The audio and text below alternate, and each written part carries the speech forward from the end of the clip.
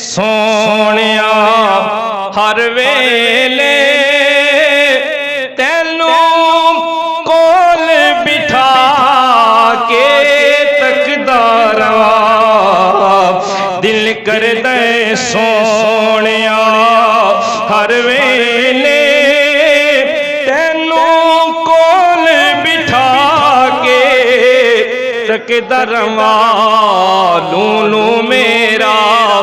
اکھ بن جاوے لولو میرا اکھ بن جاوے محتاج نہ میں اس اکھ دا رواں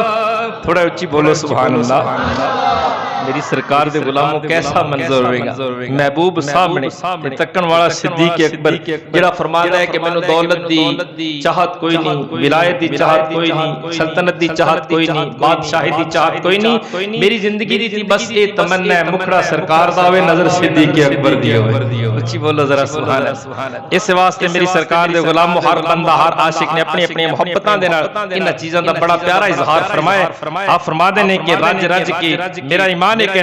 صدیق نے اپنے وجود نال بھی گل کردے ہونگے نا اپنی آنکھیاں نال بھی گل کردے ہونگے اج رج رج ویکھ لا اکھیوں نی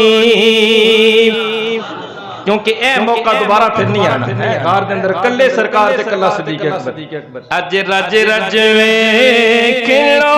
اکھیوں نی اے آنا